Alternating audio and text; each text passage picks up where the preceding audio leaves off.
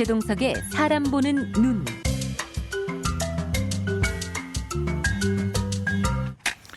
네, 최동석 인사조직연구소장님 함께하겠습니다. 소장님 나와 계시죠?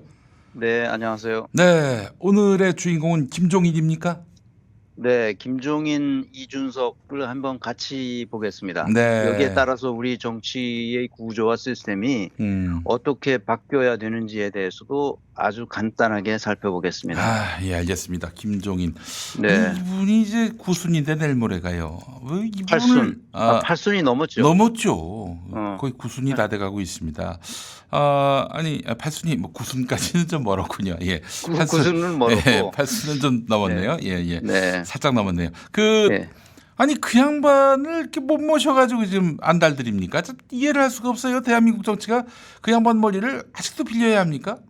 그러니까 이제 그 왜 그런지에 대해서 살펴보고 그럼 네. 우리가 어떻게 정치의 구조와 시스템을 바꿔야 되는지를 네. 얘기해 보겠습니다. 예, 좋습니다. 예. 네, 뭐 양력은 김종인의 양력은 다 아는 거니까 네. 그거는 뭐 인터넷에 다 나와 있는 거고. 근데 이제 이분이 왜 가끔 이제 그 경제 민주화를 주장하잖아요. 네네네. 왜 경제 민주화를 주장하는지 그 뿌리를 잘 이해할 필요가 있어요. 그 독일에서 이분이 공부를 했어요. 그렇죠. 예. 민스터 대학에서 네. 경제학 석사와 박사 학위를 받았기 때문에 네.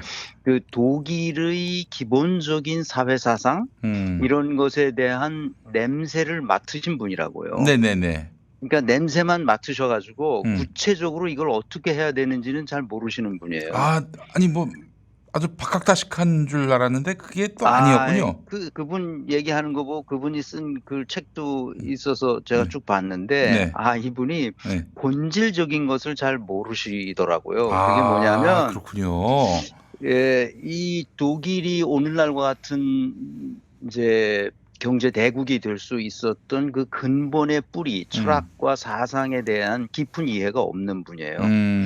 그러니까 그 발터 오이켄이라는 이제 2차 대전 후에 그 새로운 정치 사상, 경제 사상이 뭐냐면 질서 자유주의 사상이라는 건데 자유주의 시장 경제를 효과적으로 이용하는 방법에 대해서는 그대로 자유시장 경제에만 맡겨두지 말고 공동체를 생각하고 인간의 존엄성을 생각하는 수준에서의 자유시장 경제를 활용해야 된다. 이렇게 생각하는 철학과 사상이 있었어요. 그게 그 새로운 독일을 건설할 때에 출발했던 시장 경제 사상이에요. 이것을 사회적 시장이라고도 하고 이 사회적 시장 경제를 만들어내는 철학적 그 바탕은 뭐냐면 질서 자유주의라는 거예요.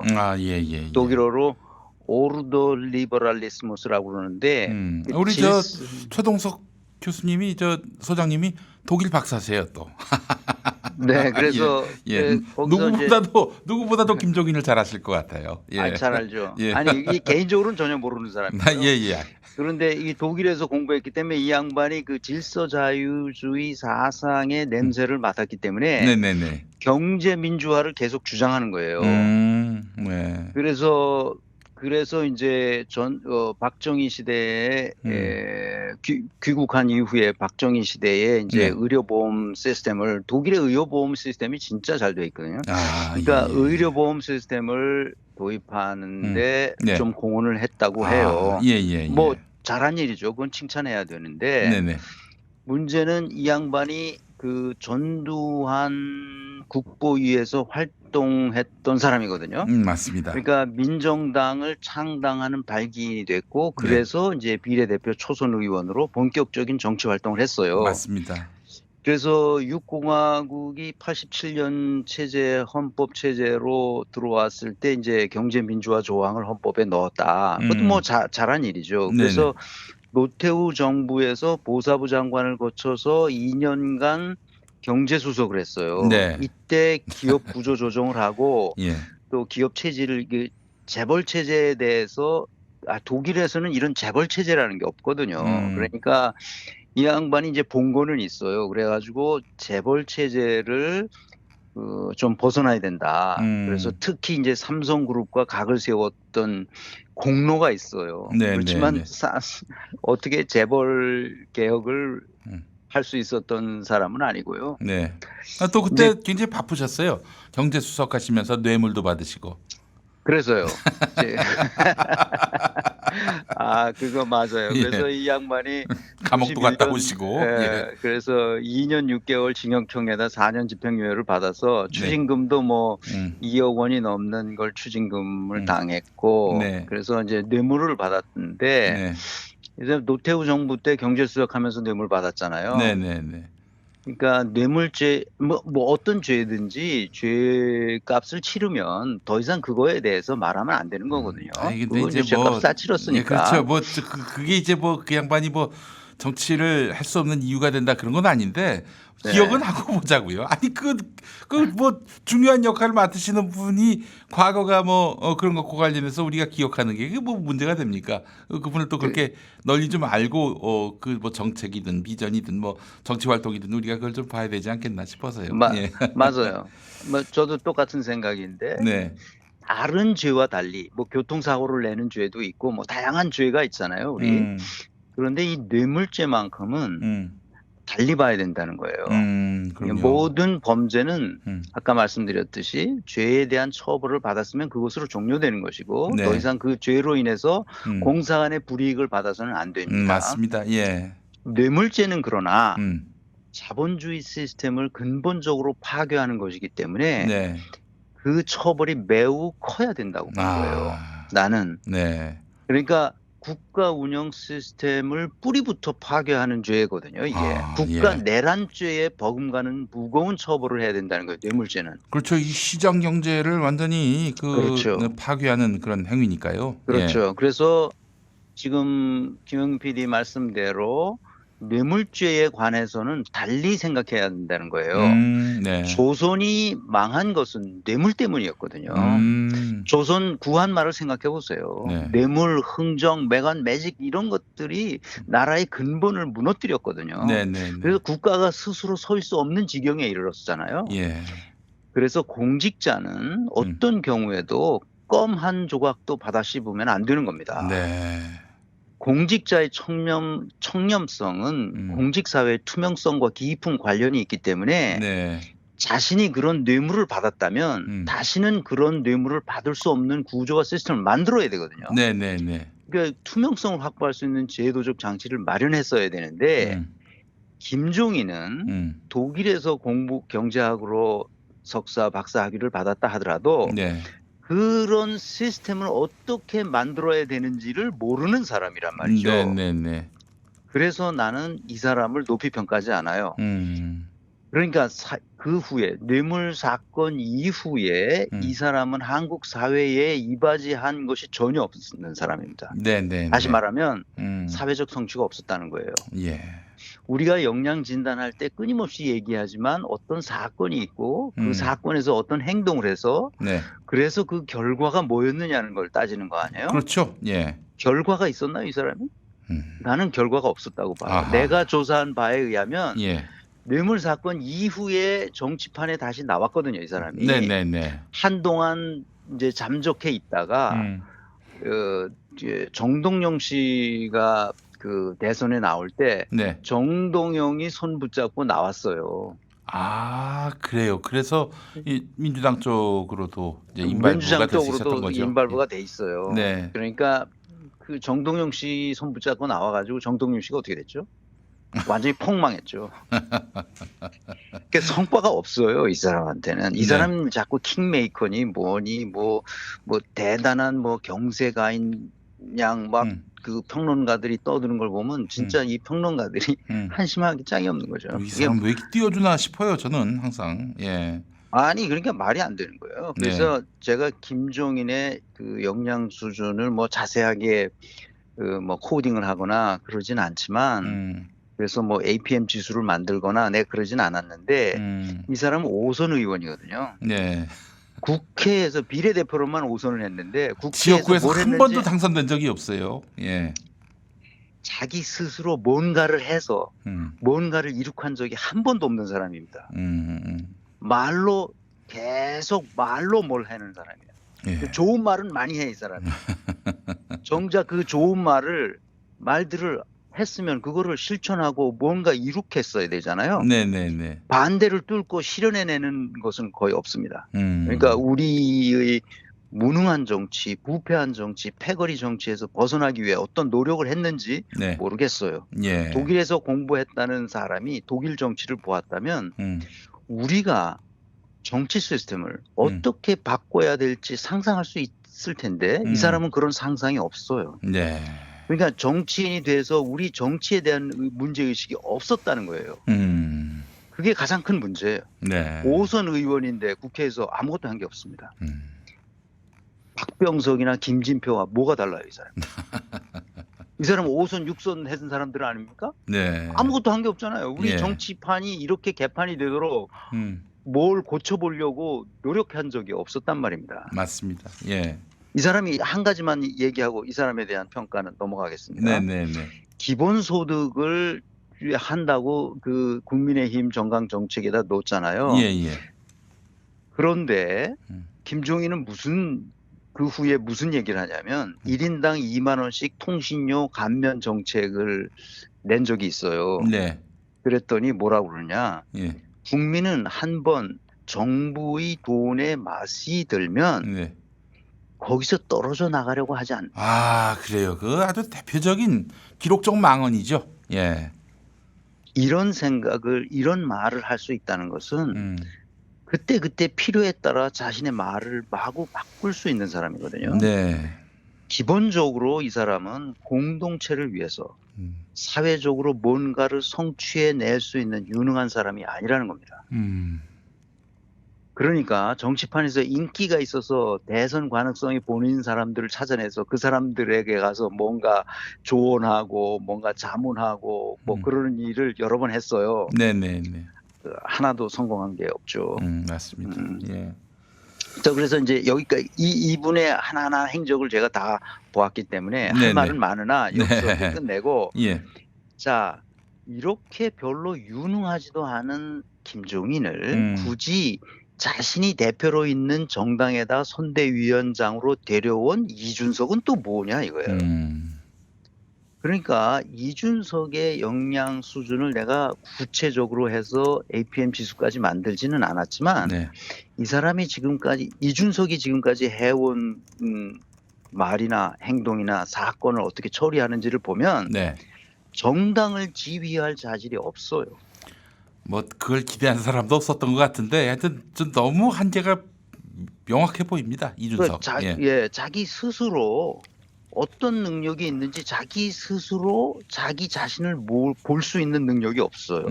이 사람도 김종인과 똑같이 말로 모든 일을 해결해요. 그렇지. 그 말로 했기 때문에 이게 된 줄 알아.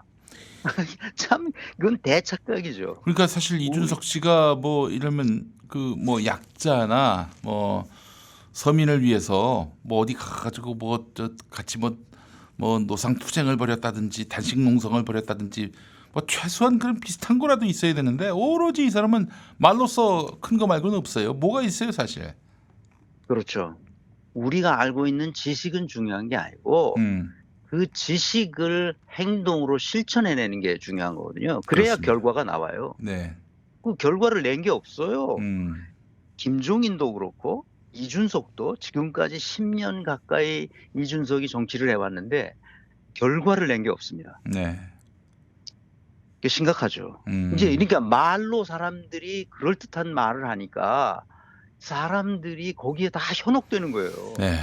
사람을 잘 봐야 된다고 결과를 만들어냈느냐, 무슨 결과를 만들어냈느냐, 그 스스로. 그게 중요해요. 네. 앙겔라 메르켈이 16년간 연방 총리를 했잖아요, 독일에서. 네. 앙겔라 메르켈이 그냥 그렇게 된 게 아니에요. 앙겔라 메르켈이 젊은데 20대 후반에 연방 장관을 하고 40대 중반에 당 대표가 됩니다. 네. 그 전에 예. 당 대표가 되기 전에 어떤 일이 있었는지를 보면 앙겔라 메르켈이 어떤 사람인지를 알 수 있어요. 그 전에 무슨 사건이 있었냐면 헬무트 콜이 위대한 말하자면 독일의 정치인이죠. 네. 독일 통일을 시키고 네. 그다음에 16년간 연방 총리를 하고 선거에서 져서 이 슈레더 총리 3인당으로 정권이 넘어가요. 네. 그리고 자기가 이제 총리에서 물러났잖아요. 네. 그런데 이 사람이 헬무트 콜이 총리 시절에 정치 자금법을 위반한 것이 발견됐어요. 그래서 수백만 유로를 네. 뭐 자기가 스스로 착복한 건 아니지만 정치 자금법을 위반해가지고 그게 걸렸단 말이에요. 총리가 연방 총리 당시에 한 짓이에요. 그런데 이 앙겔라 메르켈은 헬무트 콜이 사실상 앙겔라 메르켈의 정치적인 아버지거든요. 동독에 있었던 사람을 연방 장관을 시키고 당의 사무총장까지 시켰거든. 그 당시에. 예. 그러니까 젊은 사람이 당 사무총장을 하면서 메르켈 헬무트 콜의 거의 비서처럼 일을 했다고. 그런 자기 정치적인 은인에 대해서 네. 그 정치자금법 위반 사건을 어떻게 처리했는지를 보면 압니다. 1999년 네. 언론과의 인터뷰에서 예. 메르켈 사무총장이 이렇게 인터뷰합니다. 뭐라 그러냐? 우리 당은 이제 네. 걷는 법을 배워야 한다. 늙은 군마 없이. 여기서 군마라는 것은 무슨 말이냐면 네. 군대가 이제 전쟁에 나갈 때 이 군수품을 실어 나르거나 전쟁에 직접 참여하는 말을 말해요. 그걸 군마라고 그러는데 늙은 군마 없이 정치적 상대와 싸워서 이길 수 있도록 우리 자신을 훈련해야 된다. 야, 이거 기가 막힌데요. 이거 좀 기록을 좀 해놨다가 써먹어야 될 것 같습니다. 사춘기 아이들이 부모를 떠나 자신의 길을 가는 것처럼 우리도 그렇게 해야 된다. 네. 이렇게 말했어요. 예. 놀랍지 않아요? 예. 그러니까 자신의 정치적 아버지가 불법에 걸렸을 때 가차없이 처단하는 겁니다. 그래서 그 다음 해에 2000년에 당 대표로 뽑힙니다. 그리고 그 자기의 정적들과 싸우는 거죠. 네. 그래서 당을 추스립니다. 당이 그때 당시 이 불법 행위를 정당히 했다는 것은 당이 해체될 수준이거든요. 네네네. 그런데 당을 다시 살려서 2005년에 선거에서 승리하고 본인이 연방 총리가 됩니다. 놀랍지 않아요? 그러니까 유능한 사람이란 뭐냐? 위기의 순간에 위대한 결정을 내리는 거예요.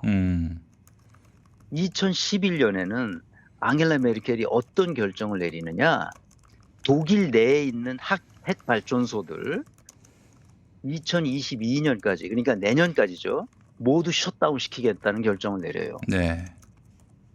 2015년에는 당시 시리아 내전 때문에 난민이 생겼잖아요.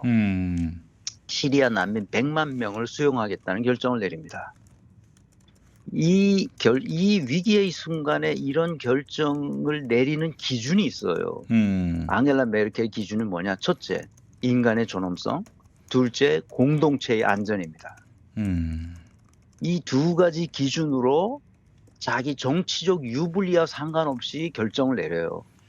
그게 16년 동안 독일 연방 총리를 할 수 있었던 비결입니다. 네. 이게 정치 철학이 있어야 되는 거예요. 분명한 철학을 가지고 있을 때만 네. 국민이 그것을 알아볼 수 있어요. 네. 김종인이나 이준석에게는 어떤 철학도 보이질 않아요. 그래서 문제인 거죠. 그래서 이준석을 나는 무능하다고 보는 겁니다. 네. 김종인과 마찬가지로. 그래서 이제 다음 이슈로 넘어가 보겠습니다. 네네. 김종인이 정치판에 나타나야 하는 근본 원인은 우리 정치판이 그동안 그렇게 무능하기 때문입니다. 무능한 사람이 그러니까 김종인도 무능한데 무능한 사람을 데려다가 선거 대책을 세우고 선거 무슨 이런 걸 지휘하도록 만든다는 것 자체가 이준석 스스로 당을 운영할 능력이 없다는 걸 스스로 그렇죠. 자인하는 거고요. 예. 그러니까 정당들이 보면 비전도 없고 전략도 없고 그 정당이란 조직의 지속 가능성이나 예측 가능성도 보장하는 메커니즘이 없어요. 조직의 성과를 평가하는 메커니즘도 없단 말입니다. 네. 이렇게 개판인 조직이 됐어요. 그러니까 그 속에 있는 의원들은 어떻게 하냐? 매일매일 하루살이처럼 살아가고 있어요. 그러니 우리 정치가 어떻게 되겠습니까? 엉망진창인 거죠. 네. 그 시스템이 없는 거예요. 정치의 구조와 시스템 자체가 없어요. 그래서 제가 그 첫 번째로 보내준 도표를 하나 올려주시기 바랍니다. 네. 독일의 생산성을 보면 정치가 개판이기 때문에 우리나라의 생산성, 다시 말하면 노동 생산성이 개판이라는 거예요. 아. 그래서 이제 그 표를 보시면 네. 이거 한마디로 보면 여기 이 표를 설명하자면 아주 이 여러 다양하게 설명을 길게 해야 되는데 네. 한마디로 말하면 한국의 노동 생산성은 독일 노동 생산성의 55.6%에 불과하다는 거예요. 그러니까 정치가 낙후되었기 때문에 국가의 생산성이 떨어진다는 것이고 네. 그래서 정치가 가장 큰 문제라는 거예요. 예. 정치인들이 윤석열이 검찰총장으로서 임기제를 빌미로 엄청난 비리를 저지르고 있었음에도 네.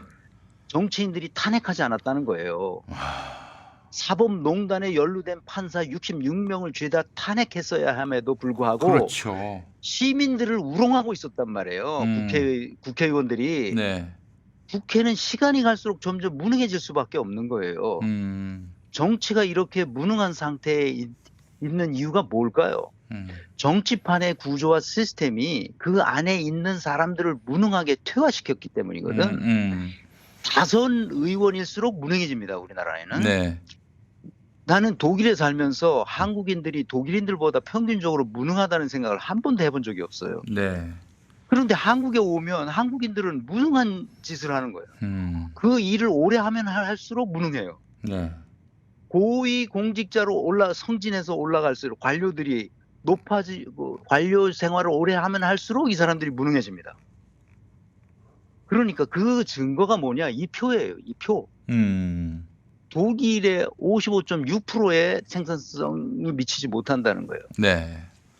이건 왜 그러냐 하면 우리가 한국인이 독일인보다 무능해서가 아니라 무능한 구조와 시스템을 속에 있기 때문에 그런 거예요. 네. 그래서 국회를 움직이는 제도와 시스템을 근본적으로 바꿔야 된다는 거죠. 그래야 정치인들이 유능해지면 잘못되고 불합리한 시스템을 그냥 볼 게 아니라 그것을 고칠 거 아니에요. 네. 지금 국회가 그 시스템을 고치지 않기 때문에 국민 전체가 이 잘못된 제도적 명령, 나는 이것을 유령이라고 그러는데 네네. 이 잘못된 제도적 명령에 사로잡혀 있기 때문에 이게 유령에 사로잡혀 있는 거예요. 온 나라가. 예, 예. 그래서 이제 요 한마디만 하고 이제 끝내겠습니다. 예. 이 두 번째 제가 표를 보내드렸는데 네네네. 두 번째 표를 올려주세요. 예. 이 표를 보면 네, 올라왔습니다. 예. 예, 결론부터 얘기하면 첫 번째 정치인의 수가 터무니없이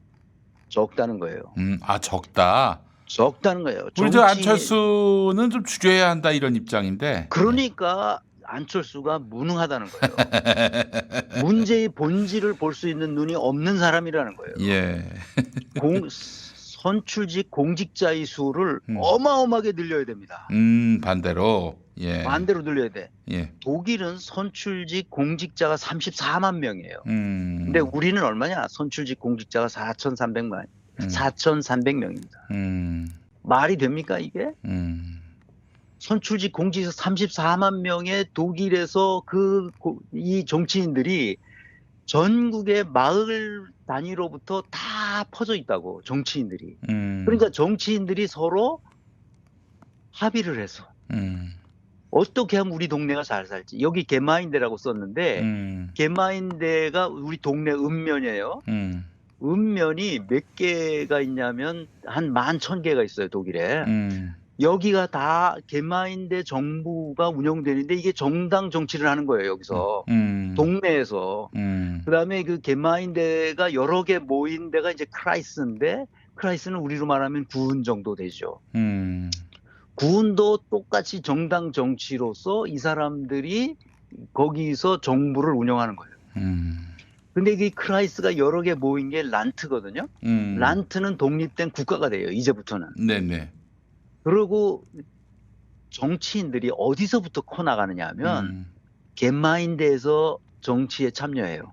정치에 참여하는 사람들이 직장인이든 대학생이든 교사든 누구나 자기 동네에 있는 겟마인드에서 정치를 시작해요. 정치를 시작해서 유능하면 크라이스로 가고 란트 크라이스라고 그러는데 그 크라이스로 가서 거기서 또 유능해지면 주정부 란트로 가요. 거기서 유명해지면 유능하다가 인정받으면 연방으로 갑니다. 분투로 가는 거죠. 네. 이렇게 커리어가 아주 어렸을 때부터 겟마인드에서 시작해가지고 올라가는 겁니다. 근데 우리는 어떻게 하죠? 느닷없이 중간에 컴퓨터 바이러스 백신 만들던 사람이 중앙정계로 나와요. 네. 안철수가 그랬죠. 네네. 지금 윤석열이 똑같습니다. 이런 사람은 검증된 적이 없어요. 그러니까 네. 독일에서 연방 정부나 연방 의회에 들어간 사람들은 다 검증된 사람이야 이미. 자기네 동네에서부터 시작해가지고 자기네 주에서 검증된 사람이 연방으로 오기 때문에 그 사람들은 믿을 수가 있어요. 그런데 우리는 그게 없단 말이죠, 이렇게. 그러니까 문제예요. 그래서 두 번째로 중요한 것은 풀뿌리 민주주의를 해야 되는데 지방 소멸 아우성이 지금 어제 오늘 일이 아니잖아요. 네. 국토 균형 발전 정책을 중시하지 않은 정부가 없었어요. 노무현 정부는 극약 처방까지 했어요. 수도를 이전하고 공기업을 지방으로 강제로 분산시켰어요. 그래도 지방 소멸은 계속화되고 있어요. 백약이 무효합니다. 가장 중요한 것은 이 동네부터 정당 정치가 일어나도록 해야 됩니다. 네. 그래야 그것이 군 단위로 올라가고 다시 광역으로 올라가서 중앙 정치 무대로 커갈 수 있는 이 시스템을 빨리 고쳐야 된단 말이죠. 그러니까 풀뿌리 민주주의가 없기 때문에 지금 우리나라가 민주주의가 제대로 되지 않고 있는 거예요. 네. 그래서 지금 이제 논쟁이 되는 건 요 얘기만 하고 끝낼게요. 네. 논란이 되고 있는 거는 열린민주당하고 더불어민주당하고 합당을 시도하려고 하는 건데 나는 이것은 말이 안 된다고 생각해요. 우리 정치판에서 건강하고 할 말을 하는 정당은 열린민주당밖에 나는 없다고 봐요. 그 유령에 사로잡혀서 비 오는 날 아스팔트에 떨어진 낙엽처럼 아무것도 못하는 더불어민주당과 합당하면 과연 열린민주당이 할 일을 할 수 있을까요? 네. 나는 불가능하다고 봅니다. 네. 그러니까 저게 똥물 이론인데요. 똥물에다가 샘물 몇 방울 떨어뜨리면 똥물이 샘물로 바뀌지 않아요. 그럴 리 없죠. 예. 그렇기 때문에 열린민주당의 탄생은 풀뿌리 민주주의가 뭔지를 보여준 우리 정당사에서 기념비적인 정당이거든요. 이거 손혜원 의원이 아마 그런 아이디어를 내서 했다고 들었는데 네. 너무너무 소중한 정당이에요. 이런 정당이 다 늙어서 환자처럼 누워있는 사람들 곁으로 가서 뭘 어떻게 하겠다는 겁니까? 나는 열린민주당이 가지고 있는 그 역사적 가치뿐만 아니라 풀뿌리 민주주의를 실현하려는 마중물 정당이 돼야 되고 구태의연한 정당과 합병한다는 것은 옳은 선택이 아니라고 생각합니다. 민주당을 끌고 가야 돼요. 네. 민주당을 끌고 가는 쇄빙선이나 예인선 역할을 하는 그런 소중한 역할을 할 수 있고 독일에서는 이런 소선구제와 이 비례대표가 50대 50으로 이루어졌거든요. 네. 의회가. 네. 그렇지만 거대 정당들은 다 소선거구에서 지방선거에서 승리한 사람들이 있어요. 그러니까 지역구를 가지고 있죠. 예. 그렇지만 정당 중에서도 큰 정당, 자민당 같은 큰 정당은 지역구가 하나도 없어요. 그래도 비례대표로만으로도 정당이 운영되고 있어요. 그러니까 비례대표 정당이라고 해서 우습게 할 게 아니라 네. 우리는 다양한 정당을 가지고 있는 다당제 체제로 다양성을 확보한 정치 체제로 가야 됩니다. 결론을 말씀드리겠습니다. 예. 김종인은 무능한 사람이고 이준석도 마찬가지입니다. 네. 우리가 일본을 따라잡기 위해서 독재자들이 저지른 과오로 수많은 희생을 치러서 여기까지 와서 이제 일본을 따라잡았거든요. 네네. 이제는 자유롭게 풀뿌리 민주주의를 실현해서 독일의 생산성을 따라잡아야 됩니다. 그러니까 독일의 지금 60%도 안 되는 생산성은 말이 안 되는 거예요. 이제 독일을 한 5년 내에 따라잡고 그리고 그 후에는 그 스위스 같은 독일보다 월등히 잘 사는 스위스를 따라잡는 구조와 시스템을 우리가 곧바로 만들어야 됩니다. 네, 알겠습니다. 자, 최동석 소장님 오늘 말씀 잘 들었습니다. 네, 감사합니다. 기